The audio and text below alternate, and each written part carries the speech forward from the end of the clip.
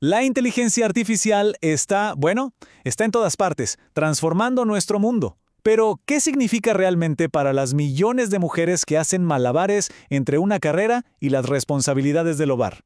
Hoy vamos a ver si la IA es una aliada para liberarlas o una nueva fuente de desigualdad. Y es que esta es la realidad de base para muchísimas. Una jornada de trabajo por la que te pagan, seguida de otra en casa por la que no. Es un ciclo que parece no tener fin y que define su día a día. Y es justo sobre esta base que tenemos que analizar el impacto real de la inteligencia artificial.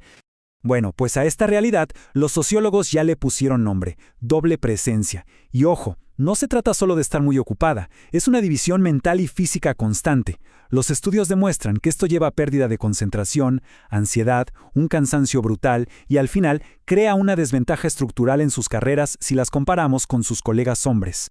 Muy bien, ahora vamos a la parte bonita de la historia, a la visión optimista. Porque al principio, la tecnología digital y la inteligencia artificial se vieron como la gran solución a este desequilibrio. La promesa era un futuro mucho más flexible y sobre todo más equitativo. Y es que en papel, la cosa sonaba espectacular, ¿no? Imagínate, una IA que te encuentra el trabajo perfecto con la flexibilidad que necesitas, sistemas que automatizan las tareas más aburridas y repetitivas, plataformas online para capacitarte, parecía la herramienta perfecta para aliviar esa doble carga.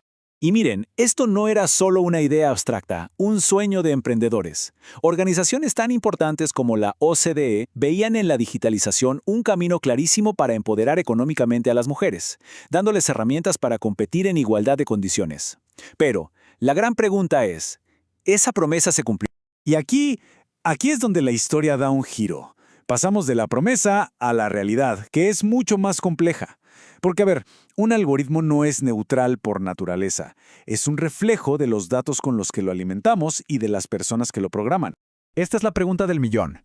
Los algoritmos no nacen con prejuicios para nada. Los adquieren. ¿Y cómo? Pues aprendiendo del mundo que les mostramos. Un mundo que, como bien sabemos, históricamente no ha sido muy equitativo que digamos. Es clave entender de dónde viene este sesgo. Primero, los datos históricos. Si le das a una IA datos de un pasado donde las mujeres ganaban menos o tenían ciertos trabajos, el algoritmo no lo va a cuestionar, simplemente va a aprender que esa desigualdad es la norma. Segundo, la asimetría. Si hay muchísimos más datos sobre hombres, sus experiencias se convierten en el estándar de lo normal. Y finalmente, los creadores. Si los equipos que diseñan estas herramientas son puros hombres, es casi inevitable que sus propios sesgos se terminen colando en el código. Ahora miren este gráfico porque visualiza el problema a la perfección. No es una diferencia pequeña, 259 millones más de hombres que de mujeres en línea. Esto significa que la experiencia humana de la que aprende la IA está definida, en su mayoría, por una perspectiva masculina. Las experiencias de las mujeres desde el inicio están infrarrepresentadas. Y el problema no está solo en los datos, sino en quienes los usan para construir la tecnología. Como vemos aquí, solo el 16% de los especialistas en IA son mujeres. La pregunta es obvia. Si no hay diversidad en la sala donde se construyen estas herramientas, ¿quién se va a dar cuenta de los sesgos antes de que afecten a millones? Esto no es un simple problema de recursos humanos, es un fallo de diseño garrafal. Y esto es lo más peligroso y tramposo de todo.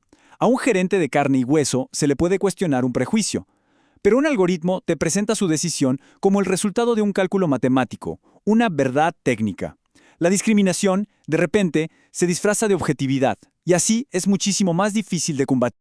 Y aquí vemos cómo funciona en la práctica. Una gestión humana, con todos sus defectos, permite la empatía, los matices. En cambio, una decisión algorítmica es, por diseño, totalmente inflexible. No puede considerar una emergencia familiar o una situación personal complicada.